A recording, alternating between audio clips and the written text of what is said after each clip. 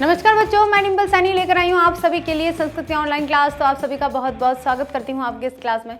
तो देखिए बच्चों, हम पढ़ रहे हैं UP board 10th class Sanskrit और अभी हमारी जो बुक चल रही है उसका नाम है संस्कृत गद्य भारती।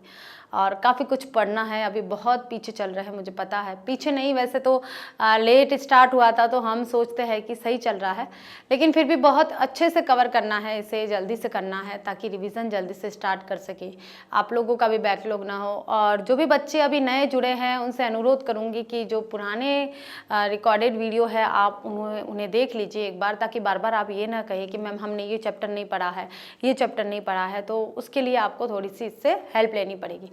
तो देखिए, आज हमारा जो चैप्टर है बच्चों, नया चैप्टर है जिसका नाम है मदन मोहन मालवीय। और मदन मोहन मालवीय देखिए एक सच्चे राष्ट्रभक्त थे, देशभक्त थे और बहुत ही, हम कहेंगे धनुर्धारी नहीं कहेंगे, लेकिन शब्दों के बाण में धनुर्धारी थे। वो एक तरह से अपने ऐसे शब्दों का प्रयोग करते थे कि एक बार के भाषण से ही उन्होंने सबको आकर्षित कर दिया था। तो ऐसे ही मदन मोहन मालवीय जी, जिन्होंने हमारे देश, राष्ट्र, हमारे देश के लिए जो भी योगदान दिया है, उन योगदान को हम पढ़ेंगे, उनके जीवन से जुड़ी हुई बातें, उनके जीवन परिचय को, उनके राजनीतिक क्षेत्र को, जो भी सारी चीज़ें हैं, सामाजिक जो योगदान है, राजनीतिक योगदान है, जितनी भी चीज़ें हैं वो सारी पढ़ेंगे। सबसे पहले मैं आपको बताना चाहूँगी कि मदन मोहन मालवीय जी भले ही ब्राह्मण परिवार में उत्पन्न हुए थे, लेकिन वे गरीब परिवार में उत्पन्न हुए थे। गरीबी को उन्होंने कभी भी अपने आगे किसी प्रकार का रोड़ा या बाधा बनने नहीं दिया है। उन्होंने गरीबी के ऐसी प्रताड़नाओं को त्याग कर और आगे बढ़ने का कार्य किया। पढ़ने में काफ़ी प्रतिभाशाली थे वे, बोलने में काफ़ी प्रतिभाशाली थे, शब्दों का कहाँ किस तरह से प्रयोग करना है वह उन्हें बखूबी आता था। तो ऐसे ही मदन मोहन मालवीय जी के जीवन परिचय, राजनीतिक परिचय और सामाजिक परिचय को आज हम इस चैप्टर के माध्यम से पढ़ेंगे। तो सबसे पहले जो पढ़ेंगे बच्चों, देखिए कि हम हमेशा जो करते हैं कि सबसे पहले हम संस्कृत का चैप्टर पढ़ेंगे, उसके बाद में हम इसकी सप्रसंग व्याख्या करेंगे। व्याख्या हम आज पूरे चैप्टर की नहीं करेंगे क्योंकि काफ़ी कुछ लंबा हो जाएगा, इसलिए हम आज थोड़ा सा ही चैप्टर पढ़ेंगे, मतलब थोड़े से चैप्टर की व्याख्या करेंगे। और संस्कृत में पूरे पाठ का वाचन किया जाएगा। तो संस्कृत में वाचन बहुत ज़रूरी है बच्चों, क्योंकि जब तक वाचन नहीं आएगा हमें अर्थ भी नहीं आएगा। हम शब्दों को कैसे पढ़ना है हम जान ही नहीं पाएंगे, तो उसका फिर अनुवाद कैसे करेंगे, इसका मीनिंग कैसे निकालेंगे। तो मीनिंग निकालने के लिए सबसे पहले हमारी रीडिंग बहुत ज़रूरी होती है। और मैं ये मानती हूँ कि पढ़ने के लिए सबसे पहले, अगर आप लिख रहे हो, भाषा की एक पद्धति होती है कि सबसे पहले सुनना है, फिर बोलना है, फिर पढ़ना है और फिर लिखना है। जब तक आप सुनोगे नहीं तो उसे बोलोगे कैसे? अब बोलोगे नहीं यानी कि फिर पढ़ोगे नहीं। अगर आपने सुना नहीं है कि इस शब्द को क्या पढ़ा है, तो आप सुनोगे नहीं तो फिर आप उसका उच्चारण कैसे करोगे? नहीं कर पाओगे। मतलब कि आप फिर बाद में उसे पढ़ोगे नहीं, सुनकर आपको पढ़ना है और पढ़कर फिर आप लिख पाओगे, जब तक आप पढ़ोगे नहीं। तो इसलिए ये भाषा के जो 4 तत्व होते हैं, 4 चीज़ें होती है, बहुत ज़रूरी है कि सुनना, बोलना, पढ़ना, लिखना, ये अनिवार्य है। और इसको हमें हमारे हर जीवन में इसको हम नहीं सोचते कि छोटी क्लासें हैं उनमें इसका यूज़ होना चाहिए, ऐसा नहीं। जहाँ भी जाते हैं, कितनी भी बड़ी क्लास में आ जाओ, कितने भी बड़ा कोर्स कर रहे हो, आपको यही फॉर्म अपनाना पड़ता है। सुनना है, बोलना है, पढ़ना है और लिखना है। ठीक है, तो शुरू करते हैं हमारा लेक्चर नंबर 1। तो देखिए, यहाँ से हम स्टार्ट करते हैं। हमारे चैप्टर का नाम है मदन मोहन मालवीय जी। तो मदन मोहन मालवीय जी के बारे में सारी चीज़ें पढ़ेंगे। तो सबसे पहले हमारे चैप्टर में स्टार्टिंग ये एक ब्रैकेट में दिया गया है, हिंदी में दिया गया है। आपकी बुक में आप देखिएगा उस बुक में क्या लिखा गया है। मदन मोहन मालवीय जी के बारे में कुछ ऐसी अच्छी बातें लिखी गई है कि मदन मोहन मालवीय की गणना वर्तमान भारत के महापुरुषों में की जाती है। अब देखिए, गांधी जी उन्हें महामना मालवीय कहा करते थे। अब देखिए, यहाँ पर एमसीक्यू में एक क्वेश्चन आ सकता है कि गांधी जी उन्हें, यानी कि गांधी जी मदन मोहन मालवीय को क्या कहकर पुकारते थे? तो आपका आंसर क्या आएगा? महामना। आपको याद रखना है कि महामना भी किसे कहा जाता है? मदन मोहन मालवीय जी को कहा जाता है। और किन्होंने ये कहा था? गांधी जी ने कहा था, महात्मा गांधी जी ने। मालवीय जी जीवन पर्यंत का मतलब क्या होता है? संपूर्ण जीवन, यानी कि पूरा जीवन, जब तक उनका जीवन था, संपूर्ण जीवन, जब तक उन्हें मृत्यु नहीं हुई थी, उनकी मृत्यु नहीं हुई थी, तब तक के समय को कहते हैं जीवन पर्यंत। कि मालवीय जी जीवन पर्यंत देश की स्वतंत्रता के लिए संघर्षरत रहे। काशी हिंदू विश्वविद्यालय उनका कीर्ति स्तंभ है। अब ये क्वेश्चन आ सकता है कि काशी हिंदू विश्वविद्यालय का कीर्ति स्तंभ कौन है? तो कौन है ये? किससे संबंधित है? मदन मोहन मालवीय जी से संबंधित है। यह आपके हिंदी में एक ब्रैकेट में ये जो पैराग्राफ आया है इसको पहले पढ़ा गया है। अब चलते हैं हमारे चैप्टर की तरफ। तो हमारा चैप्टर यहाँ से स्टार्ट होता है। तो देखिए क्या है, सबसे पहले हम पूरा संस्कृत में पाठ का वाचन करेंगे। वाचन का मतलब होता है पढ़ना, रीडिंग करेंगे। उसके बाद थोड़े से जो थोड़ा पाठ है उसका हम हिंदी अनुवाद करेंगे प्रसंग और शब्दार्थ के साथ में। गौरम कांतिमय वपु, गौरम कांतिमयम वपु, धवलम परिधानम, गले लंबित मुत्तरियम, शिरसि धवलो उष्णिम, ललाटे कुंडलम गर्भित, धवल चंदन तिलकम, धवले चोपानहो, एतत् सर्वं मदन मोहन मालवीयस्य भारतीय चारित्र्यं हृदयस्य च विमलत्वं निदर्शयन्ति स्मः। वस्तुतः वस्तु भारतीय संस्कृति तस्मिन् रूपायिता जाता। आगे देखिए, पंडित मदन मोहन मालवीयस्य, पंडित मदन मोहन मालवीयस्य जन्म 61 अब देखिए इसे आधा आधा पढ़ना है। ये एक संख्या का नाम है, संख्यावाची शब्द है। एक लिखा, षष्ठ, षष्ठ लिखा, यानी कि एक षष्ठ युक्त, तो यहाँ हमें ऐसे उल्टा लिखना है। एक षष्ठ उत्तराष्ट दशा, उत्तराष्ट दशा ये हो गई। एकादश, ये एकादश, एकादश, ठीक है। शततमे ये हो गया हमारा 1861, ठीक है, शततमे, ठीक है ना। ख्रीष्टाब्दे ईस्वी में, यहाँ पर ईस्वी। दिसंबर मासस्य, दिसंबर महीने की। पंचविंशति, यहाँ पर लिखना है पंच और यहाँ लिखना है विंशति, यानी कि 25 दिनांके, यानी कि 25 दिसंबर 1861 ईस्वी में तीर्थराज प्रयागे, प्रयाग यानी कि यहाँ जो पहले इलाहाबाद था अब यहाँ प्रयाग है, उससे पहले भी इलाहाबाद के पहले भी प्रयाग ही बोलते थे, ठीक है। और ये कहाँ पर है? उत्तर प्रदेश में, ठीक है, प्रयाग। एकस्मिन, एक, तो ब्राह्मण कुले, हम यहाँ पर संस्कृत में ही वाचन कर रहे हैं अभी। ब्राह्मण कुले अभवत, तस्य जनकः पंडित वज्रनाथ चतुर्वेदः संस्कृत भाषायाः विश्रुतो द्वि विद्वान आसीत्, निर्धनो अपि धर्म कर्माणि, धर्म कर्मणि सतत और सततरो अयं विद्वान समाजे समादृशा आसीत्। एतस्य पूर्वजा मालव देशा गत्य ओ उत्तरो भारत न्यवसन्न, न्यवसन्न तस्ते मालवीय इति पदेन संबोधया अभवन। आगे देखिए, मदन मोहन मालवीय से प्रारंभिकी शिक्षा प्रयागे एवं कस्याम संस्कृत पाठशालायां जाता। संस्कृत अध्ययनेन बाल्य एव तस्य मनसि भारतीय दर्शन चरितानां कृते भारतीय संस्कृतेश्च कृते बहावदर समजायत।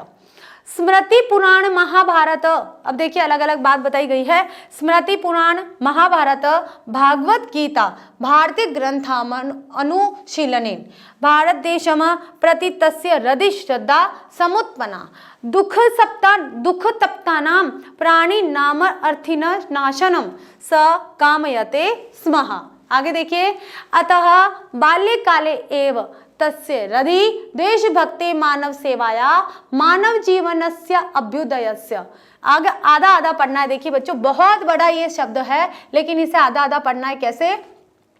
मानव जीवनस्य अभ्युदयस्य बीजानुत्पन्नानि, बीजान्युत्पत्तानि जातानि यानि काले विकसित भूतानि फलितानि कालांतरे सप्रयागे प्रथम संस्थापिते राजकीय हाई स्कूल नाम्नी विद्यालय पठन एंट्रेंस परीक्षा मुद्रत। ततः म्योर सेंट्रल कॉलेज अधियानान बीए परीक्षायां पारं गतः। अग्रे पठितुम इच्छन्तुम अप्यर्थ कार्यम तम बाधत। कर्तव्य संघाते किम पूर्वं करणीयमिति विशिष्ट कर्तव्य निर्धारणेम विवेकशालिनां वैशिष्ट्यम्। अतः जीवन निर्वाहार्थम तेन अध्यापन वृत्ति स्वीकृता तदेव कालिकाता नगरे अखिल भारतीय कांग्रेस दलस्य, आधा आधा पढ़ना है आपको, अखिल भारतीय कांग्रेस दलस्य अधिवेशनम अभूवत। मालवीय महोदय गता। व्यवस्थापिका, बहुत बड़ा शब्द है ये, देखिए क्या आपको पढ़ना है। व्यवस्थापिका सभा विषयम अवलंब्यत अतीव क्या लिखना है? व्यवस्थापिका सभा विषय अवलंब्य यातीव गंभीर विचारपूर्णं भाषणं चाकरोत्। 25 वर्षीयस्य न्यूनं मालवीयस्य मनोहारिण्या शैल्या विशद विचारान् संसृत्य नेतार इतरे चोपस्थिता जना देशसेवा कश्च चकिता अभवन्। एकेनैव भाषणेनासौ राष्ट्रञ्च स्थानां नेत्राणां पङ्क्तौ स्वमुपावेशयत्। तस्य अध्ययनस्य तस्य सदा शयत अतिगुणानां तस्य च विनयस्येदं प्रतिफलमासीत्। तत्रैव प्रतापगढ़ स्थित कालाकांकरस्य देशभक्तो राजा राम पालसिंहस्तस्य वैशिष्ट्येन आकृष्ट हिंदुस्तान दैनिक पत्रस्य संपादनाय अनुरोध कृतवान्। आगे देखिए, हिंदुस्तान पत्रस्य संपादनं कुर्वता मालवीय महोदयेन तदानीं आंग्लशासके आक्रान्ते देशे च आंग्लभाषाया आक्रान्तायां शिक्षायां राष्ट्रभावस्य हिंदी भाषायाश्च दृढ़तया प्रचारं कृतः। हिंदुस्तान पत्रमतिरिच्य तरेषाम् अनेक पत्राणामपि संपादनम। इसे देखिए कितना बड़ा शब्द है, आप घबरा जाएंगे, कई बच्चे घबरा जाते हैं इतना बड़ा शब्द कैसे पढ़ा जाए, तो आपको तोड़ना है बच्चों। देखिए, हिंदुस्तान पत्रम इतिरिच्य तरेषाम नेक पत्राणामपि संपादनं तेन कृतं। परं सर्वत्र राष्ट्र सेवा हिंदी भाषा सेवा च तस्य मुख्य लक्ष्य आस्ताम्। न्यायालयेषु हिंदी भाषाया प्रयोग निर्णय मालवीय महोदयस्य विशिष्टम अवदान विदते। आगे देखिए, पत्राणां संपादनवासरे प्रकटिता अस्य विचारा सुस्पष्टा गंभीरा युक्तियुक्ताश्च अभवन्। अतः विरोधिनोऽपि तं प्रशंसन्ति स्म। आंग्लशासनस्य आलोचनां कुर्वन् मालवीय महोदयो न भयम् अनुभूतवान्, न अपि संकोचं कृतवान्, न दैन्यं न पलायनं तस्य जीवनसूत्रमासीत्। पत्र संपादन कर्मणि तस्य मनो नारमत। गुरुजनानां परामर्श अनुसृत्य यासो LLB जिसे क्या बोलते हैं, एक लॉ की डिग्री बोलते हैं, LLB कक्षायां पठितुम् आरब्धवान्। ससम्मानं च तां परीक्षामुदरत्। LLB पदव्या विभूषित सन् प्रयाग स्थोच्च न्यायालये अधिवृक्त कर्म कर्तुं प्रारब्ध।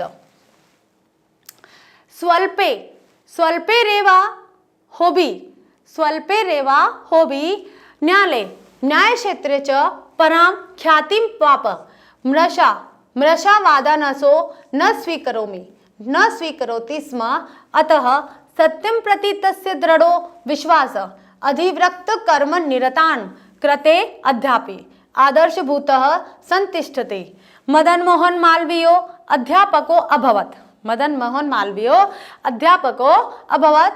पत्रकारकर्म च अनुतिष्ठवान्, परं सह संतुष्टि शांति च न लभत। देशस्य पारतंत्र्य तस्य मन भ्रशं दूयतः।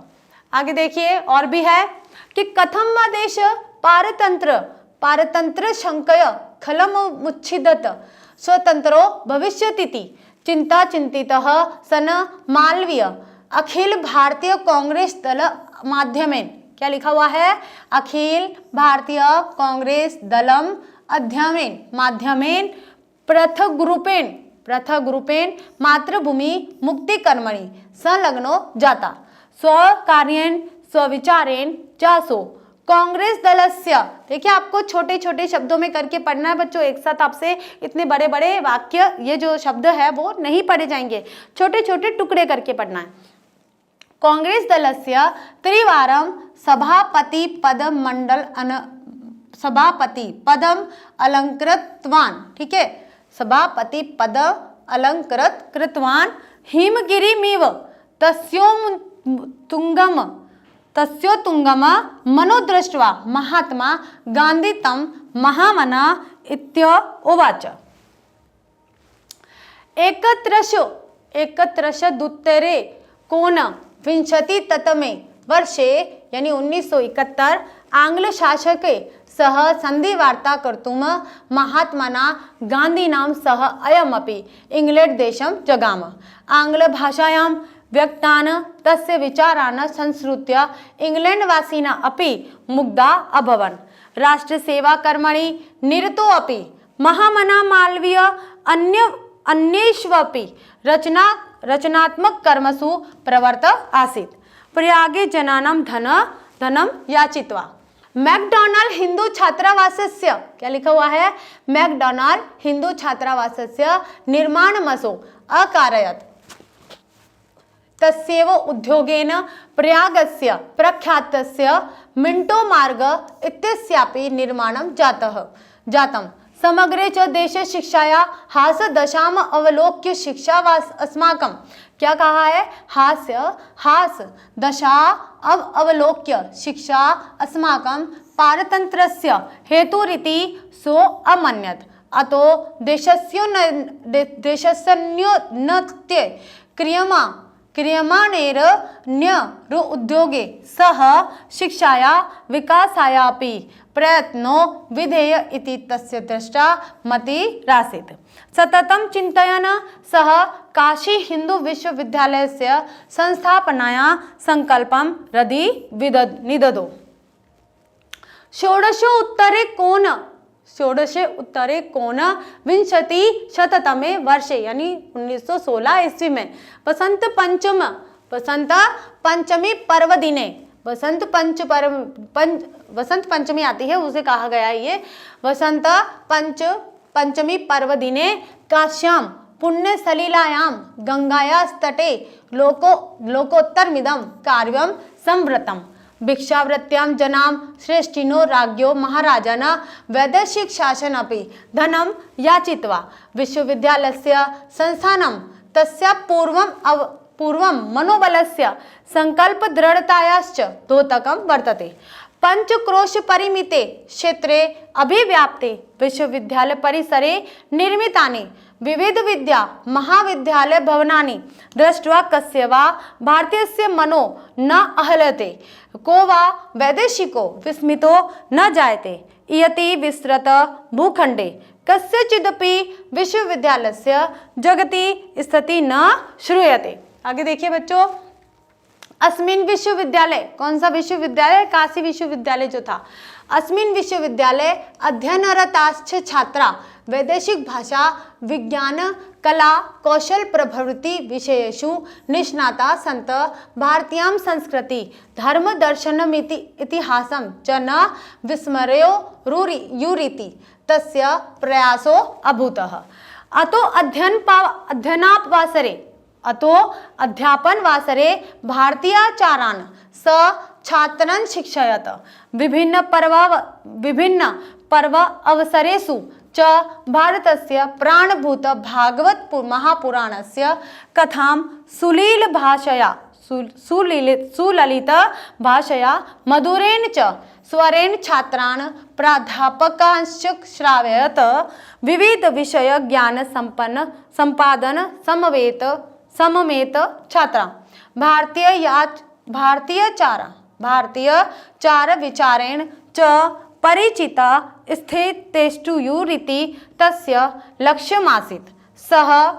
स भारतीय स्वातन्त्र्यमपि भारतीयताम् अधिकृत्यैव भवेदिति कामयते स्म। सः पूर्ण भारतीय आसीत्। विश्वविद्यालयस्य स कुलपति पदमपि अलङ्कृतवान्। कुलपति पदम् अलङ्कर्तुं स छात्रान् प्रियपुत्र निवान्मन्यत। अर्थसङ्कटे देहसङ्कटे वा ग्रस्त कश्चित् छात्र इति ज्ञात्वा तस्य सङ्कटमाचरिमसो पितृवद वापानयत। कुलपतिस्तु स पदेनासीत् व्यवहारेण च कुलपिता अभवत्। आगे देखिए, काशी हिंदू विश्वविद्यालय से विकासाय सततं प्रयत्न अतोऽपि मालवीय महोदय देशस्य सहाय जनानां महांत क्लेशं दर्श दर्श परम खिन्नो अभवत्। भारतस्य खण्डताया तस्यैव एकत्वस्य च निर्दर्शनं विश्वविद्यालयरूपेण तेन पुरा कृतं। तन्निमित्तं तेन गुरो प्रयासो विहितः। चत्वारिंशदुत्तरे कोनविंशतिशततमे वर्षे 1944 ईस्वी में सांप्रदायिको झंझावात, झंझावात का मतलब होता है आंधी तूफान जैसा, यानी कि बहुत ज्यादा बोलबाला, समुत्थित देशस्य अनेकेषु भागेषु प्रज्वलित सांप्रदायिक अग्नि तस्य सांस्कृतिकं प्रासादं भस्मसाद अकरोत्। ब्रिटिश शासन प्रयुक्त कुटिल न्यो उत्थितो झंझावातो मालवीय महोदयस्य मनस्थिति भारतस्य चित्रं विकृतम् अकरोत्। कुटिल राजनीति मुग्धा धर्मं प्रति प्रांता नेतारो यथा तांडवम अरचयत तत् स्मृताव अद्यापि हृदयं प्रकाम प्रकंपे। सहस्र प्राणस्य न हल्यहुता सहस्रो जना गृहजिहिना जाता। लक्षाधिका शरणार्थिनो अभवन। मालवीय महोदयस्य चित्तं वकर्य तद्दुःखं सोढुं न शक्नोत्। विश्वविद्यालयस्थे कुलपति भवने स प्राणान् त्यज। मालवीय महोदयस्य विपुलं यश विश्वविद्यालयरूपेण जगति शाश्वतं स्थायति। तो देखिए यहाँ बच्चों हमारा पूरा चैप्टर हो गया है, पूरा चैप्टर हमने पढ़ लिया है। जहाँ जहाँ भी आपके पास बड़े बड़े शब्द आते हैं, जैसे ये शब्द आ गया है, जैसे ये शब्द आ गया है, तो आप इसको टुकड़े कर करके पढ़िए। इससे भी बड़े बड़े शब्द आए हैं, बहुत बड़े बड़े शब्द आए हैं, उनको आप छोटे छोटे टुकड़े करके पढ़िए। कोई दिक्कत नहीं है कि आप कैसे पढ़ रहे हो, आपको अर्थ समझ में आना चाहिए, उस शब्द में क्या क्या लिखा गया है, किन किन शब्दों की संधि हो रखी है, ये सारी चीज़ें हमें पता होनी चाहिए। ठीक है, तो अब यहाँ करते हैं हम थोड़े से, हमारा आधा चैप्टर तो नहीं कहेंगे हम, थोड़ा सा चैप्टर है उसका हिंदी अनुवाद करते हैं, ताकि आपको ये पढ़ने के बाद में थोड़ा सा वो समझ में आ जाए। ठीक है, तो देखिए बच्चों, सबसे पहले हम यहाँ पर शब्दार्थ करेंगे कि शब्दार्थ क्या है इस चैप्टर के। तो कांतिमयम, कांति से युक्त, वपु यानी शरीर, वपु यानी क्या होता है शरीर, परिधान का मतलब होता है वस्त्र। लंबित उत्तरीय, लंबित यानी कि लटका हुआ, क्या दुपट्टा, उनका एक वस्त्र होता था दुपट्टा, वो लटका हुआ सा रहता था। और धवल उष्णियम, उष्णियम का मतलब होता है पगड़ी, और धवल यानी सफेद। कंकुम गर्भित यानी कि केसर मिश्रित। उपा नहीं होते हैं पैरों में पहनने वाले जूते। ठीक है। चारित्र्यम, चरित्र को। विमलत्वम, विमलता को। निदर्शयति स्मः, बतलाते थे। वस्तुत वस्तु, वास्तव में। रूपायिता, जाता यानी साकार हो गई थी। ठीक है, ये थे हमारे शब्दार्थ। अब यहाँ हम करते हैं संदर्भ। अब देखिए बच्चों, जो संदर्भ होगा पूरे चैप्टर का एक ही संदर्भ होगा, चाहे हम आधा चैप्टर आज कर रहे हैं, आधा चैप्टर बाद में कर रहे हैं, आधी व्याख्या आज कर रहे हैं, बाद में कर रहे हैं, उससे कोई मतलब नहीं है। आपका जो संदर्भ होगा वो सेम होगा और वो एक ही होगा। और संदर्भ क्या होता है, ये चैप्टर है हमारा, जो भी हम स्टोरी पढ़ रहे हैं या जीवन परिचय पढ़ रहे हैं, जिन भी महान विभूति के बारे में पढ़ रहे हैं, उस महाविभूति की जो ये पुस्तक है, ये जो चैप्टर है, कहाँ लिया गया है, कौन सी पुस्तक है, क्या है, कहाँ से उद्धृत किया गया है, ये सारी चीजें इसमें बताई गई है। ठीक है, तो देखिए क्या है इसका एड्रेस कि प्रस्तुत गद्यांश हमारी पाठ्य पुस्तक संस्कृत के गद्य खंड गद्य भारती में संकलित है और इस संस्कृत में मदन मोहन मालवीय शीर्षक पाठ से उद्धृत है। ये जो गद्यांश है, जितने भी पद्यांश है, वो मदन मोहन मालवीय जी के पाठ से उद्धृत किए गए हैं, यह आपको लिखना है। ठीक है, तो संदर्भ हमारा सेम होगा, यानी कि यही संदर्भ हमारे पूरे चैप्टर में चलेगा। आगे चलते हैं बच्चों, यहाँ पर अब हमारा पैराग्राफ आता है। हमने शब्दार्थ पढ़ लिया है, संदर्भ पढ़ लिया, पैराग्राफ आता है। अब इस पैराग्राफ को हम पढ़ेंगे और इसका अर्थ देखेंगे, एक एक शब्द का अर्थ देखेंगे, उसके बाद प्रसंग और उसके बाद अनुवाद। ठीक है। गौर कांतिमयम, गौर यानी कि गोरा, गोरा, कांतिमयम यानी कि चमक युक्त, कांतिमयम का मतलब क्या होता है चमक युक्त। वपु यानी कि शरीर। ठीक है। धवल यानी सफेद, परिधान यानी वस्त्र, सफेद वस्त्र। गले में लंबित उत्तरीय, लंबा दुपट्टा, क्या लिखेंगे लंबा दुपट्टा। ठीक है। शिरसी, शिरसी यानी सिर पर, सिर पर, शिरसी यानी सिर पर। धवल उष्णिम, धवल उष्णिम का मतलब क्या होता है सफेद पगड़ी, क्या सफेद पगड़ी।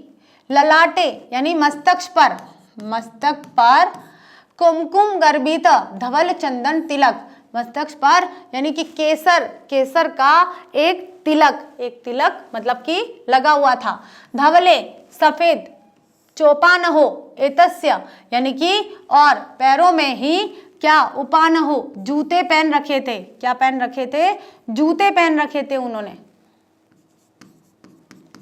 एतत् सर्वम उनमें से, वही मदन मोहन मालवीय से, ये जो सभी में मदन मोहन मालवीय की भारतीय चरित्रता हृदय में च विमलत्व निदर्शयति स्म, मतलब पूर्ण रूप से देखी जाती है। क्या देखी जाती है? कि एक व्यक्ति है जो गोरे रंग के है, यानी कि उनका जो रंग रूप है वो गौर वर्ण का है, चमक है उनके शरीर पर, उनके चेहरे पर, शरीर में, और सफेद कपड़े पहनकर, गले में लंबा दुपट्टा डालकर, सिर पर सफेद पगड़ी और ललाट पर कुमकुम गर्भित धवल चंदन मतलब कि सफेद और चंदन का तिलक, धवले चौपान हो और पैरों में चौपा जूते पहन रखे। एतत् सर्वम ये सभी में मदन मोहन मालवीय की भारतीय चरित्रता हृदय की और विमलत्व कोमलता दिखाई देती है। वस्तुतस्तु का मतलब क्या होता है? वास्तव में भारतीय संस्कृति तस्मिन रूपायिता जाता, कि वास्तव में ये भारतीय उनके अंदर ही, उनमें ही, तस्मिन का मतलब क्या होता है? उनमें ही, उनके द्वारा ही भारतीय संस्कृति रूपायिता जाता, भारतीय संस्कृति को देखा जाता है, कि उनके अंदर ही हम भारतीय संस्कृति के दर्शन कर सकते हैं। किनके अंदर? कि हमें क्या दिखाई दे रहा है कि एक व्यक्ति है, और वह व्यक्तित्व कैसे है कि सिर पर सफेद पगड़ी पहन रखी है, सिर पर चंदन का तिलक लगा रखा है, और एक सफेद कलर का जो वस्त्र है, दुपट्टा है, वो उनके गले में लग रखा है, और पैरों में जूते पहन रखे हैं। तो ये जो संस्कृति दिखाई देती है, कहाँ की दिखाई देती है? भारतीय संस्कृति के दर्शन उनकी वेशभूषा से हमें होते हैं। ठीक है, अब करते हैं हम यहाँ पर प्रसंग कि प्रस्तुत गद्यांश में मालवीय जी की वेशभूषा एवं व्यक्तित्व के विषय में बताया गया है कि गौर वर्ण कांति युक्त शरीर, श्वेत वस्त्र, गले में लटका हुआ दुपट्टा, सिर पर सफेद पगड़ी, मस्तक पर कुमकुम का मिला सफेद चंदन का तिलक, सफेद जूते, ये सभी मदन मोहन मालवीय के भारतीय चरित्र और हृदय की पवित्रता को बतलाते हैं।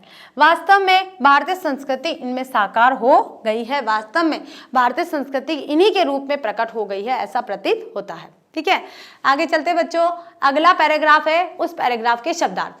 एक षष्ठी उत्तराष्ट दश तत्शततमे 1861 में विश्रुत प्रसिद्ध जाने माने एतस्य इनके न्यवसन्नस्ते बसे या फिर इसलिए वे संबोधन करने योग्य। ठीक है, न्यवसन्नस्ते का मतलब होता है इसलिए। ठीक है, आगे देखिए, पंडित मदन मोहन मालवीय से, पंडित यहाँ मदन मोहन मालवीय के आगे क्या लगाया जाता है? पंडित मदन मोहन मालवीय के का यहाँ पर आ जाएगा अस्य, और अस्य का मतलब क्या होता है? का जन्म एक षष्ठ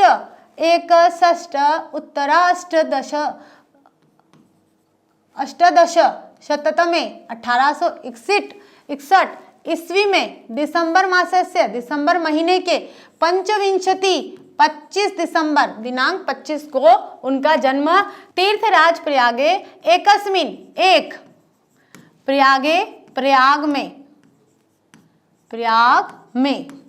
तीर्थराज प्रयाग में एक ब्राह्मण कुले अभवत, ब्राह्मण कुल में हुआ था, अभवत यानी कि हुआ था। ठीक है, कहाँ हुआ था इनका जन्म? कि पंडित मदन मोहन मालवीय का जन्म 25 दिसंबर 1861 ईस्वी में प्रयाग के एक ब्राह्मण परिवार में हुआ था। ठीक है, आगे देखिए, अस्य जनकस्य, इनके पिता, जनक यानी कि इनके पिता पंडित वज्रनाथ चतुर्वेद, उनके पिता का नाम क्या था? पंडित वज्रनाथ चतुर्वेद संस्कृत भाषा के विश्रुतो जाने माने विद्वान आसित, विद्वान थे। क्या थे? विद्वान थे। कौन सी भाषा के? संस्कृत भाषा के।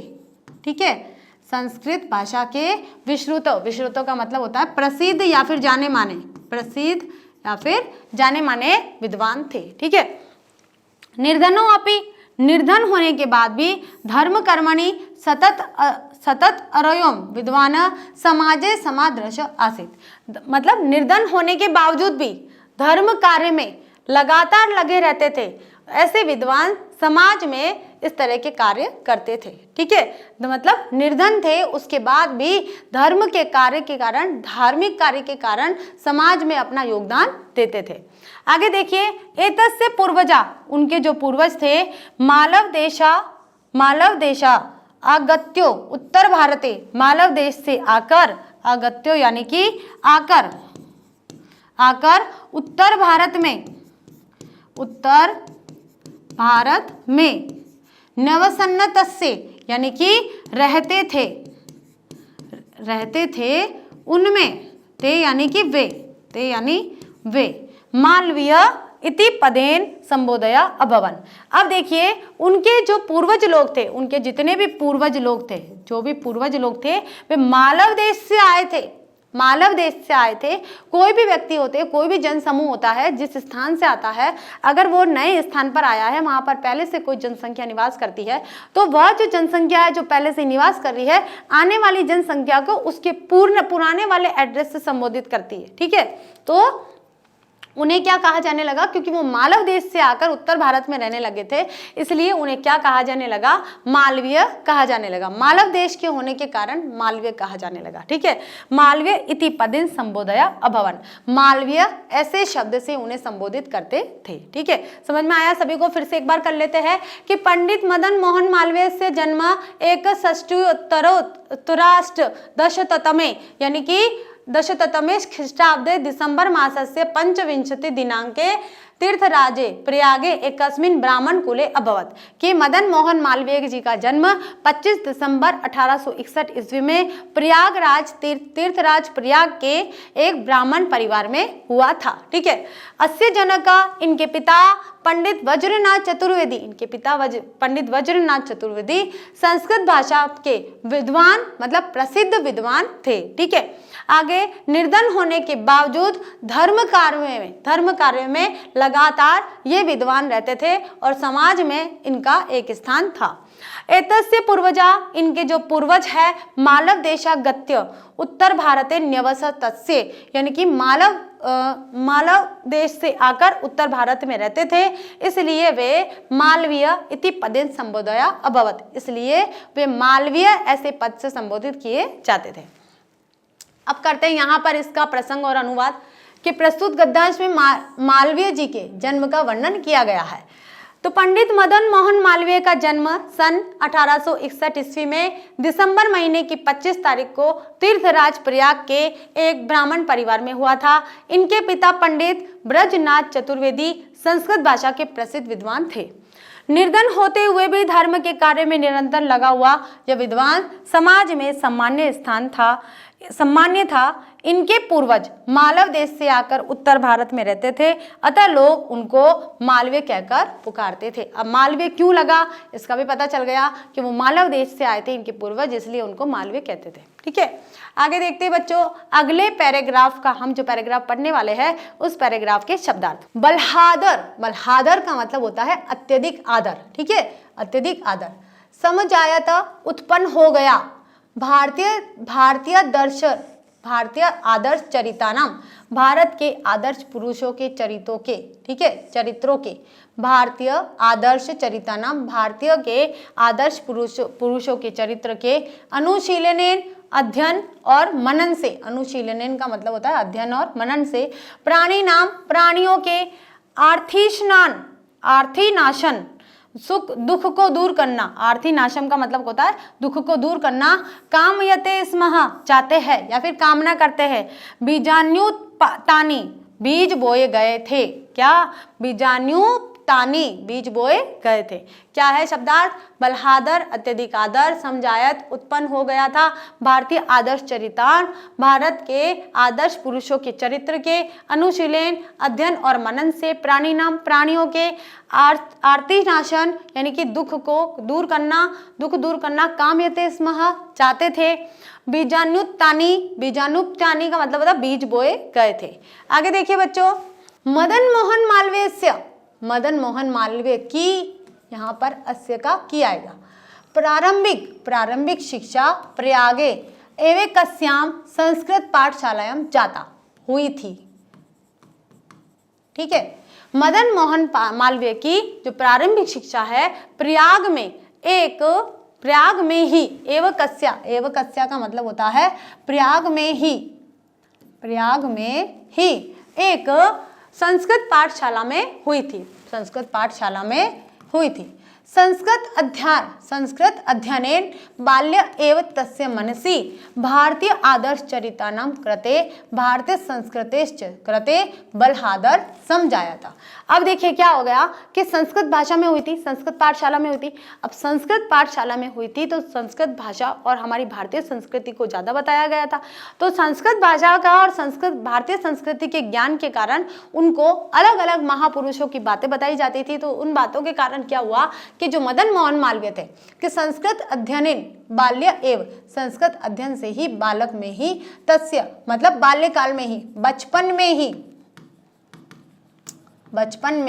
ही एव यानी ही, तस्य उनकी मनसी उनका मन, भारतीय आदर्श चरितानां भारतीय आदर्श पुरुषों के चरित्र में, कृते भारतीय संस्कृतिश्च और भारतीय संस्कृति कृते मतलब कि उनके प्रति यानी कि भारतीय आदर्श पुरुषों के प्रति और भारतीय संस्कृति के प्रति बलहादर समझाया था, अधिक सम्मान हो गया था, अधिक आदर हो गया था। ठीक है, स्मृति पुराण महाभारत भागवत आदि भारतीय ग्रंथानां अनुशीलनेन। अब देखिए कितना बड़ा शब्द है, कई बच्चे तो घबरा जाते हैं कि एक पूरी लाइन का ही एक शब्द दिया गया है, लेकिन आपको घबराना नहीं है, इससे छोटे छोटे टुकड़े करने हैं, छोटे छोटे टुकड़ों का अर्थ देखना है और उसके बाद इसका अनुवाद करना है। तो देखिए क्या करेंगे, स्मृति पुराण होती है, जो श्रुतियाँ होती है उन्हें कहते हैं महाभारत, भागवत पुराण जो होती है,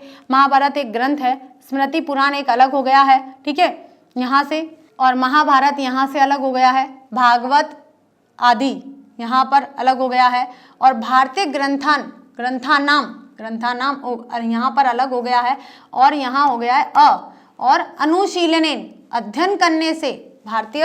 उन्होंने क्या करा, संस्कृत पाठशाला में जिसमें एडमिशन लिया था वहाँ पर जितने भी भारतीय आदर्श पुरुष थे उनके बारे में पढ़ा, भारतीय संस्कृति के ज्ञान के बारे में उन्होंने जाना उस संस्कृत पाठशाला में। उसके बाद में स्मृति पुराण को उन्होंने पढ़ा, महाभारत का अध्ययन किया, भागवत गीता का अध्ययन किया, और भी कई भारतीय ग्रंथ थे उनका अध्ययन उन्होंने किया। और भारत देशम प्रति तस्य हृदि श्रद्धा समुत्पन्ना, इनका अध्ययन करने के बाद में भारत देश के प्रति उनके हृदय में श्रद्धा उत्पन्न हो गई।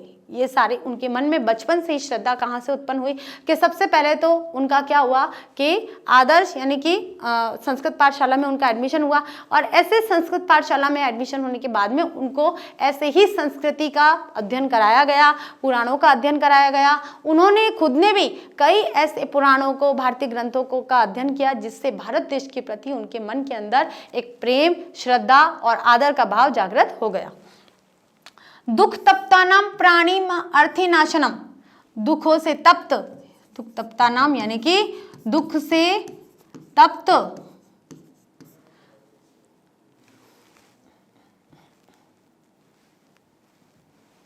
दुख से तप्त प्राणिम अर्थिनाश, अर्थिनाश का मतलब क्या होता है, अर्थी भी दुख होता है, यानी कि प्राणियों के दुख के नाश का सह कामयते स्मः, यानी कि वे उसके नाश की इच्छा रखते थे।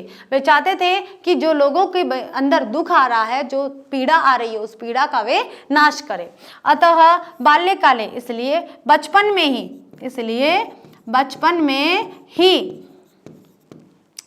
तस्य उनका हृदय देशभक्ति मानव सेवाया, देशभक्ति और मानव सेवा में मानव जीवनस्य अभ्युदयस्य बीजान्युत्पत्तानि जातानि, यानी कि बचपन में ही उनके हृदय में देशभक्ति, मानव सेवा और मानव जीवन के प्रति एक अभ्युदय हो गया। मानव जीवन के विकास के लिए, मानव जीवन ने अभ्युदय यानी कि विकास के लिए, विकास का बीजानुत्पानी बीजारोपण जातानी हो गया, यानी काले विकसित भूतानी फलितानी। और इस तरह से इस समय से अगर बचपन में ही आपके अंदर जिस चीज के भाव जाग जाते हैं, जो आपके अंदर जो श्रद्धा जाग जाती है, वह एक फल के रूप में आगे जाके प्रस्फुटित हो जाती है। ठीक है, तो यानी काले यानी कि इस काल में विकसित भूतानी विकसित जो फल होते हैं, विकसित फलितानी वो फल जाते हैं। ठीक है, आगे देखिए बच्चों, हम इसका प्रसंग करते हैं कि प्रसंग क्या है कि प्रस्तुत गद्यांश में मालवीय जी की भारतीय संस्कृति के प्रति आदर भावना का वर्णन किया गया है। मदन मोहन मालवीय, यहाँ अनुवाद करते हैं हम कि मदन मोहन मालवीय जी की प्रारंभिक शिक्षा प्रयाग में ही एक संस्कृत पाठशाला में हुई और संस्कृत के अध्ययन से बचपन में ही उनके मन में भारत के आदर्श चरित्रों के लिए और भारतीय संस्कृति के लिए बहुत आदर उत्पन्न हो गया था। स्मृति पुराण, महाभारत, भागवत आदि भारतीय ग्रंथों के अध्ययन मनन से भारत देश के प्रति उनके हृदय में श्रद्धा उत्पन्न हो गई। आगे देखिए बच्चों, वे दुख से पीड़ित प्राणियों के दुख का नाश करना चाहते थे, अतः बचपन में ही उनके हृदय में देशभक्ति, मानव सेवा और मानव जीवन की उन्नति के बीज बोए गए थे, जो समय आने पर विकसित और फलित हो गए थे। ठीक है, तो ये इस पैराग्राफ का अनुवाद था। अब करते हैं हमारा अगला पैराग्राफ।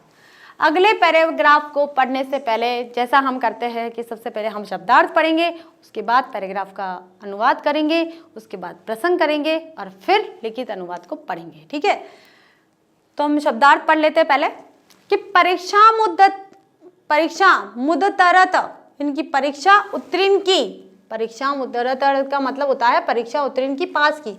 अधियान पढ़ते हुए, पारंगतः पार गया, उत्तीर्ण कर गया। पठितुम इच्छन्तर अप्यकार्थयम, पठितुम इच्छन्त अपि अर्थ कार्यम। ये देखिए पूरा इसमें बता दिया है कि पठितुम अलग पढ़ना है, इच्छन्तम अलग पढ़ना है, अपि अलग पढ़ना है और अर्थकारम अलग पढ़ना है। तो पढ़ने की इच्छा करने वाले को भी धन, ठीक है, पढ़ने को की इच्छा करने वाले को भी धन की कमी नहीं होती है। तम उनको अबाधत बाधा पहुंचाई, कर्तव्य संघाते बहुत से कर्तव्य होने पर निर्धारणम एवं निश्चय करना ही, ठीक है, निश्चय ही करना है। वापस देख लेते एक बार शब्दार्थ, क्योंकि शब्दार्थ बहुत इंपॉर्टेंट होते हैं किसी भी पैराग्राफ का अनुवाद करने में। सबसे पहले शब्दार्थ ही हमें आने चाहिए। तो परीक्षा मुदरता, परीक्षा उत्तीर्ण की, अधियान पढ़ते हुए, पारंगत उत्तीर्ण हो गया, पार हो गया, है ना। पठितुम इच्छन्तम अप्यकार्यम, ठीक है, अप्यर्थ कार्यम, अप्यर्थ यानी कि अर्थ क्या होता है, पैसा, ठीक है। तो पढ़ने की इच्छा करने वाले को भी धन की कमी, तम यानी उनको अबाधात बाधा पहुंचाई, कर्तव्य संघाते बहुत से कर्तव्य होने पर, निर्धारणम एवं निश्चय करना है, ठीक है। अब देखते हैं यहाँ पर हम इसका अनुवाद। कालांतरे सह समय आते सह प्रयाग में प्रथम सबसे पहले स्थापित करने वाले राजकीय हाई स्कूल नामक विद्यालय में पढ़ते हैं। एंट्रेंस परीक्षा मुद्दरत पढ़े और एंट्रेंस की परीक्षा पास कर ली। सबसे पहले देखिए कि समय निकलते समय और उन्होंने क्या किया, प्रयाग में सबसे पहले स्थापित राजकीय हाई स्कूल नाम की एक विद्यालय था, वहां पर पढ़ते हुए एंट्रेंस की परीक्षा उन्होंने पास कर ली। ततः वहां म्योर सेंट्रल कॉलेज अधियान की पढ़ते हुए और फिर उसके बाद में म्योर सेंट्रल कॉलेज अधियान बीए परीक्षाया पारंगतः, और म्योर सेंट्रल कॉलेज में उन्होंने एडमिशन लिया और वहां भी पढ़ते हुए उन्होंने बीए की परीक्षा को पास कर लिया। पारंगत यानी कि उत्तीर्ण कर लिया। आगे पठितुम इच्छन्त, पढ़ने की इच्छा रखने पर भी, अप्यर्थ कार्यम यानी कि अप्यर्थ कार्यम यानी कि पढ़ने की इच्छा करने पर धन की कमी, तम तब बाधा होती है। भाई पढ़ने के लिए क्या चाहिए? पैसे चाहिए, और जब पैसे ही नहीं थे, क्योंकि मदन मोहन मालवीय जी अति निर्धन परिवार में उनका जन्म हुआ था, और निर्धन परिवार में एक यही बात होती है कि वहाँ पर उच्च कोटि के बच्चे अगर जन्म लेते हैं, यानी कि प्रतिभाशाली बच्चे होते हैं, उनको काफ़ी सफ़र करना पड़ता है, काफ़ी संघर्ष करना पड़ता है, उसके बाद वे अपने लक्ष्य को प्राप्त कर सकते हैं। कई बच्चे तो ऐसे होते हैं कि वे संघर्ष करने के बाद भी अपने लक्ष्य को प्राप्त नहीं कर पाते, क्योंकि उनको इतना पेमेंट, इतना जो धन है वो नहीं मिल पाता है कि वो अपनी पढ़ाई को जारी रख सके। तो यहाँ पर भी देखिए मदन मोहन मालवीय जी के सामने एक जो बाधा आई थी, वो बाधा क्या थी कि वो आगे और पढ़ना चाहते थे, लेकिन धन की कमी उनकी एक तरह से बाधा आ गई थी। कर्तव्य संगाते, बहुत अधिक कर्तव्य बहुत सारे थे उनमें। किम पूर्वम करणीयमिति, कि कर्तव्य इतने सारे थे कि वे ये सोचते थे कि पहले क्या करना है, विशिष्ट कर्तव्य निर्धारण में, और विशिष्ट जो विशेष कर्तव्य होता था उसी को वे पहले पूरा करते थे। विवेकशालीना वैशिष्ट्यम। अब देखिए हमारे पास बहुत सारे कर्तव्य आ गए, एक साथ हमारे पास बहुत सारे काम आ गए हैं। अब हमें हमारे विवेक कुशलता के साथ और विचार विमर्श करके, विचार मनन करके, और फिर ये निर्धारित करना चाहिए कि पहले कौन सा काम करना अनिवार्य है, वो पहले कार्य करना चाहिए। तो ऐसा ही मदन मोहन मालवीय जी के साथ में हुआ। उनके पास भी, उनके सामने भी बहुत सारे कामों का एक बहुत बड़ा गट्ठर आ गया, बहुत सारे कर्तव्य एक साथ आ गए। तब उन्होंने विशिष्टता, यानी कि उनके विवेकशील बुद्धि का प्रयोग करके, और ये एक उनके अंदर विशिष्टता थी कि वे प्रतिभाशाली थे, विवेकशील थे, और सोच समझकर उन्हें विशिष्ट कार्य का निर्धारण किया। अतः जीवन निर्वाहार्थ, इसलिए जीवन निर्वाह के लिए, यहाँ पर निर्वाहार्थ का मतलब होता है के लिए, जीवन जीने के लिए तेना अध्ययन प्रति स्वीकृता, इसलिए जीवन जीने के लिए उन्होंने अध्यापन की वृत्ति को, यानी कि अध्यापन का जो आगे जीवन है, कि अध्ययन करना ही जीवन का एक सार है, जीवन में अध्ययन ही आपके काम आएगा। तो अध्यापन, उन्होंने अध्यापन वृत्ति को स्वीकार किया, स्वीकृता यानी कि स्वीकार किया। ठीक है, एक बार हम देख लेते हैं कि कालांतरे स प्रयागे प्रथम संस्थापित राजकीय हाई स्कूल नामनी विद्यालय पठन एंट्रेंस परीक्षा मुद्दरत, यानी कि कालांतर में आगे समय में उन्होंने प्रयाग जो स्थान है वहां पर पहले पूर्व स्थापित राजकीय हाई स्कूल नामक विद्यालय से एंट्रेंस परीक्षा पास कर ली, तथा म्योर सेंट्रल कॉलेज अधियान बीए परीक्षा या पारंगता, और वहां पर आगे म्योर सेंट्रल कॉलेज में अध्ययन करते हुए बीए की परीक्षा भी उन्होंने उत्तीर्ण कर ली। आगे पढ़ने की इच्छा रखने में उनके जो अर्थ है, पैसे की कमी उनकी बाधा हो गई थी। कर्तव्य संघाते, एक साथ बहुत से अधिक कर्तव्य होने पर, किम पूर्वम करणीयमिति, किसे पूरा करना चाहिए, विशिष्ट कर्तव्य निर्धारण में, और विशेष कर्तव्य को पहले करना चाहिए। विवेकशाली न वैशिष्ट्यम, ऐसे विवेकशाली वैशिष्ट्य से वे परिभूत थे। अतः जीवन निर्वाहार्थ, इसलिए अतः जीवन निर्वाह के लिए, जीवन जीने के लिए तेना अध्ययन वृत्ति स्वीकृता, इसलिए उन्होंने अध्ययन को ही स्वीकार किया कि जीवन जीने के लिए अध्ययन की वृत्ति ही स्वीकृत होनी चाहिए, अध्ययन की वृत्ति ही आगे काम आएगी। आगे चलते बच्चों इसका प्रसंग करते हैं और अनुवाद करते हैं कि प्रस्तुत गद्यांश में मालवीय जी की शिक्षा और जीविकोपार्जन प्रारंभ करने का वर्णन किया गया है। अनुवाद। कुछ समय बाद उन्होंने प्रयाग में सबसे पहले स्थापित राजकीय हाई स्कूल नाम के विद्यालय में पढ़ते हुए एंट्रेंस परीक्षा उत्तीर्ण की। उसके बाद म्योर सेंट्रल कॉलेज में पढ़ते हुए बीए की परीक्षा भी उन्होंने पास कर ली। आगे पढ़ना चाहते हुए भी उन्हें आर्थिक कमी ने बाधा पहुंचाई, आर्थिक कमी के कारण में पढ़ नहीं पाए थे। अनेक कर्तव्य होने पर पहले क्या करना है, इस विशेष कर्तव्य का निश्चय करना ही विवेकशील पुरुषों की विशेषता होती है। अतः जीवन निर्वाह के लिए उन्होंने अध्यापन की जीविका स्वीकार कर ली कि सबसे पहले क्या करना चाहिए, अध्ययन करना चाहिए। अगर आपके पास ज्ञान है, आपके पास शिक्षा है, तो ही आगे आप कार्य कर सकते हो, अन्यथा आप वहीं रुक जाओगे।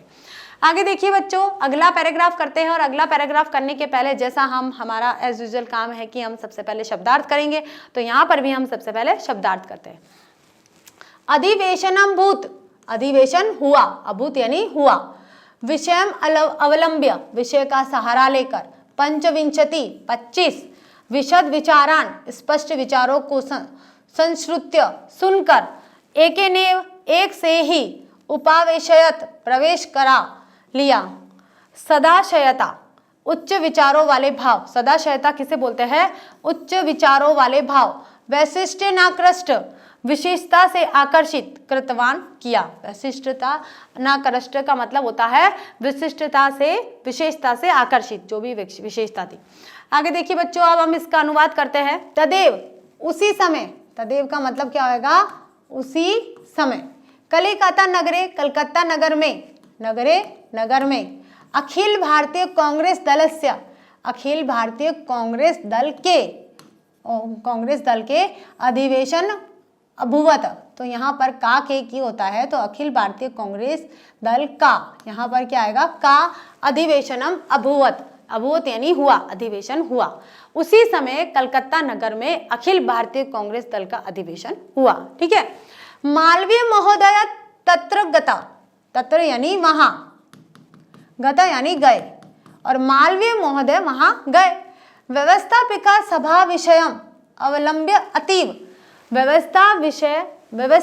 व्यवस्थापिका सभा के विषय में, सभा के विषय में अतीव, अत्यंत, अतीव का मतलब क्या होगा? अत्यंत गंभीर विचारपूर्ण, गंभीर विचारपूर्ण, गंभीर विचार से, गंभीर विचार से का, गंभीर विचार पूर्ण, गंभीर विचार पूर्वक भाषणम, भाषण चाकरोत किया। अब देखिए क्या हुआ यहाँ पर कि जब मदन मोहन मालवीय जी कलकत्ता नगर के कांग्रेस अधिवेशन में गए, वहाँ अधिवेशन हुआ था, और जब वे अधिवेशन में गए वहाँ पर उन्होंने व्यवस्थापिका सभा के का जो विषय था उस विषय पर उन्होंने गंभीर चिंतन करके एक भाषण दे डाला। ठीक है।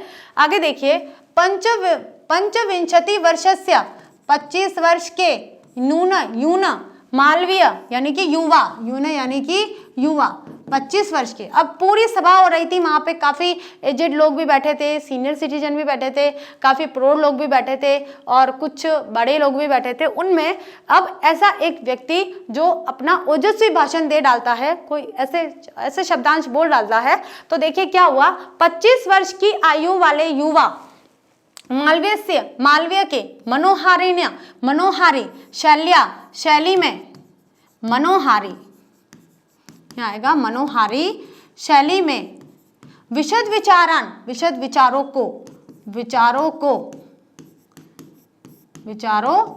और यहाँ पर विशुद्ध के ऐसे विशुद्ध विचारों को संश्रुत्य सुनकर नेताओं ने, इतरे जो भी नेता बैठे थे, इतरे चोप उपस्थिता जना देश सेवा कष्ट चकिता अभवन। मतलब कि उनको सुनकर जो नेता बैठे हुए थे,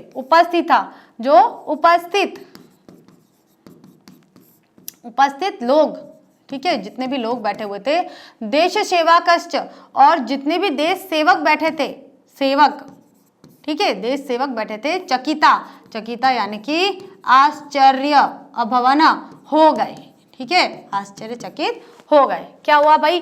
25 वर्ष के युवा ने ऐसा विशुद्ध कोई विचार प्रस्तुत किया है, भाषण किया है, उससे वे जितने भी नेता मंच पर बैठे हुए थे, वहां पर उपस्थित थे, मंच पर क्या जहां पर भी बैठे हुए थे, वे सभी आश्चर्यचकित हो गए कि ऐसे 25 वर्ष का युवा इतनी ओजस्वी बात कह रहा है। जितने भी देशभक्त बैठे थे वे सभी उससे आकर्षित हो गए। किनसे? मदन मोहन मालवीय जी से। एके नेव भाषणे नासी राष्ट्रमंच स्थानम पंक्तयो समुपवेशयेत, मतलब कि उनके एक ही भाषण से उन्होंने राष्ट्रमंच के अंदर, राष्ट्रमंच की पंक्ति में अपना स्थान बना लिया था।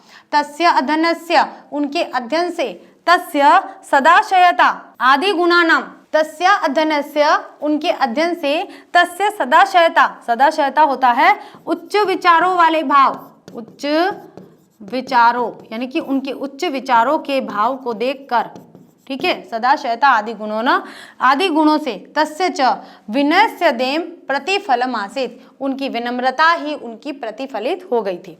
तत्रैव प्रतापगढ़स्थ कालाकांकरस्य, प्रतापगढ़ में वहां उसी समय, तत्रैव का मतलब होता है वहीं, उसी स्थान पर, तत्रैव उसी स्थान पर, प्रतापगढ़ में कालाकांकर के देशभक्तों में राजा रामपाल सिंहस्थ राजा रामपाल सिंहस्तस्य वैशिष्ट्यनाकृष्ट, वह उनकी विशिष्टता से आकृष्ट होकर जब वे प्रतापगढ़ में काला कंकर के वहां पर देशभक्तों का एक सम्मेलन हुआ, वहां पर राजा रामपाल सिंह, जो राजा रामपाल सिंह है, तस्य का मतलब होता है उनके ऐसे कार्य से वैशिष्ट्यनाकृष्ट, विशिष्टता से आकृष्ट होकर हिंदुस्तान दैनिक पत्र के संपादनो अनुरोधम कृतवान, संपादन करने का अनुरोध किया। किन्होंने किया? राजा रामपाल सिंह ने। किनसे किया? मदन मोहन मालवीय जी से। ठीक है, अब देखते हैं हम इसका प्रसंग कि प्रस्तुत गद्यांश में, यहाँ पर गद्यांश आएगा बच्चों, प्रस्तुत गद्यांश में मालवीय जी के तत्कालीन कांग्रेस नेतृत्व को प्रभावित करने और कांग्रेस में सम्मिलित होने का वर्णन किया गया है। अब देखिए क्या कहा है कि तभी उसी समय कलकत्ता नगर में अखिल भारतीय कांग्रेस दल का अधिवेशन हुआ और मालवीय जी वहां गए। व्यवस्थापिका सभा के विषय को लेकर उन्होंने अत्यंत गंभीर और विचारपूर्ण भाषण किया।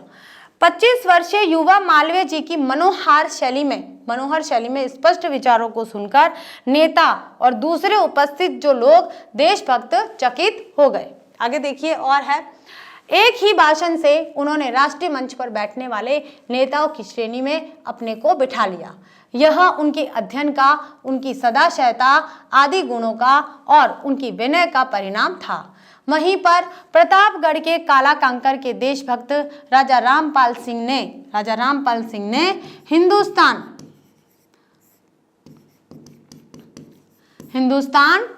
दैनिक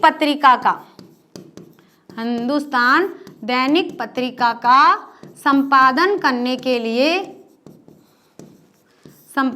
करने का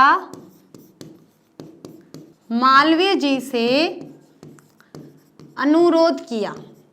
क्या किया? अनुरोध किया। किन्होंने किया? राजा रामपाल सिंह ने। किनसे किया? मदन मोहन मालवीय जी से क्या अनुरोध किया कि आप हिंदुस्तान दैनिक पत्रिका है उसका संपादन कर लीजिए। तो ये था इसका अनुवाद।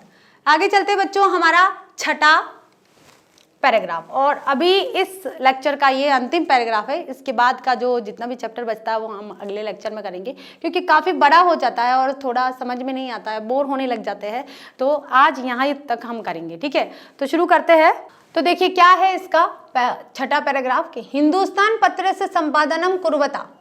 अब देखिए राजा रामपाल सिंह ने क्या कहा था कि आप हिंदुस्तान दैनिक पत्रिका है उसका संपादन करिए, अनुरोध किया। तो यहाँ मदन मोहन मालवीय जी ने इस अनुरोध को स्वीकार कर लिया और वे हिंदुस्तान पत्रिका के संपादन में लग गए। मालवीय हिंदुस्तान पत्र से संपादनम कुर्वता, हिंदुस्तान पत्रिका का संपादन करते मालवीय महोदयन ने तदानीम उस समय आंग्ल शासक आक्रांते देशे च आंग्ल भाषाया आक्रांतया शिक्षायां राष्ट्रीय भावस्य हिंदी भाषायाश्च दृढ़तया प्रचारक कृत। अब देखिए क्या किया इन्होंने कि हिंदुस्तान पत्रिका का संपादन करते हुए मालवीय महोदय ने उसी समय आंग्ल भाषा, मालवीय महोदय ने देखिए उस समय जो अंग्रेजी भाषा का प्रचार चल रहा था, अंग्रेजी शासन के साथ में अंग्रेजी भाषा का देश में पूरा प्रचार चल रहा था और अंग्रेजी भाषा के आक्रांता में और शिक्षा में राष्ट्रीय भावना का हिंदी भाषा के द्वारा दृढ़ता पूर्वक प्रचार किया। अब देखिए आंग्ल भाषा को दबाने के लिए, क्योंकि अंग्रेजी भाषा का बोलबाला चल रहा था चारों तरफ, और उस अंग्रेजी भाषा के बोलबाले को दूर करने के लिए हिंदी भाषा का प्रचार प्रसार करना उन्होंने प्रारंभ कर दिया। किस समय? जब वे हिंदुस्तान पत्रिका का संपादन कर रहे थे उसी समय। और ये कैसे हुआ? हिंदुस्तान दैनिक पत्रिका के माध्यम से हुआ। पत्रिका में कुछ ऐसी कविताएं, ऐसे लेख छापने लगे जिससे हिंदी भाषा के प्रति लोगों में श्रद्धा बढ़ने लगी। तो इस तरह से मदन मोहन मालवीय जी ने ऐसा प्रयास किया। आगे देखिए, हिंदुस्तान पत्रमिति रेच तरेशाम अनेक पत्राणामपि संपादनम। अब हिंदुस्तान पत्रिका के अतिरिक्त क्या कहा है? हिंदुस्तान पत्रिका के अतिरिक्त एशाम उन्होंने अनेक पत्रिकाओं का भी अपि यानी भी संपादन किया। तेन कृतं परम सर्वत्र राष्ट्र सेवा हिंदी भाषा सेवा च तस्य मुख्य लक्ष्य आस्ताम, कि अनेक पत्रिकाओं के संपादन के साथ ही किया, पर और उनका जो लक्ष्य था वो क्या था, सभी जगह, सर्वत्र यानी कि सभी जगह, सभी जगह राष्ट्र सेवा और हिंदी भाषा सेवा, राष्ट्र सेवा और च यानी और हिंदी भाषा सेवा, तस्य यानी उनका, अब जितनी भी, चाहे वे हिंदुस्तान दैनिक पत्रिका के संपादन थे या कोई जितनी भी पत्रिकाओं का उन्होंने संपादन किया, जितनी भी पत्रिकाओं में उन्होंने कार्य किया, उनमें एकमात्र लक्ष्य उनका ये था कि एक तो राष्ट्र सेवा और हिंदी भाषा सेवा उनका मुख्य लक्ष्य था। आस्ताम यानी था, ठीक है। न्यायालयेषु, न्यायालय में भी, न्यायालय में भी हिंदी भाषा या हिंदी भाषा के प्रयोग के निर्णय में मदन मोहन मालवीय महोदय से विशिष्टम अवदान विदते। अवदान का मतलब क्या होता है, योगदान। अवदान का मतलब क्या होता है, योगदान। कि विदते यानी कि था, योगदान था, विद्यमान था, आप इसे विद्यमान भी लिख सकते हैं, विद्यमान था। अब क्या कहा है कि हिंदी भाषा और राष्ट्र सेवा की भावना तो उन्होंने पत्र पत्रिकाओं के माध्यम से कर ली, उनका एकमात्र लक्ष्य था। अब क्या किया उन्होंने कि न्यायालय में भी हिंदी भाषा के प्रयोग के निर्णय में मालवीय महोदय का विशिष्ट योगदान विद्यमान था, ठीक है। कि आज अगर न्यायालय में, यानी कि हमारे जो न्यायालय है उनमें हिंदी भाषा का प्रयोग किया जाता है तो वो योगदान सारा किसको जाता है, पूरा का पूरा श्रेय मदन मोहन मालवीय जी को जाता है। अब करते बच्चों हम इसके यहाँ पर देखिए प्रसंग और शब्दार्थ कर लेते हैं। शब्दार्थ थोड़े लेट हो गए हैं। कुर्वता यानी करते हुए, तदानीम यानी उस समय, आक्रांते यानी दबाए जाने पर, अतिरिक्त, आस्ताम यानी थे, अवदानम यानी कि योगदान। प्रस्तुत जो प्रसंग है वो क्या है कि प्रस्तुत गद्यांश में मालवीय जी की हिंदी सेवा का वर्णन किया गया है। हिंदी सेवा करने का, हिंदी भाषा को उन्होंने अगर आगे बढ़ाने का कार्य किया है तो वो किन्होंने किया है, मदन मोहन मालवीय जी ने।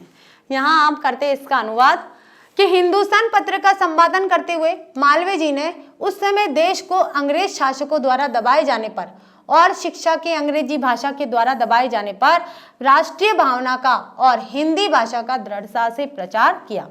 हिंदुस्तान पत्र के अतिरिक्त उन्होंने दूसरे अनेक पत्रों का भी संपादन किया, परंतु सभी जगह राष्ट्र की सेवा और हिंदी भाषा की सेवा उनके मुख्य लक्ष्य थे। न्यायालयों में हिंदी भाषा के प्रयोग के निर्णय में मालवीय जी का विशेष योगदान है। तो ये हुआ हमारा आज का, जितना चैप्टर हम पढ़ना चाहते थे उतना हमारा कंप्लीट हो गया है।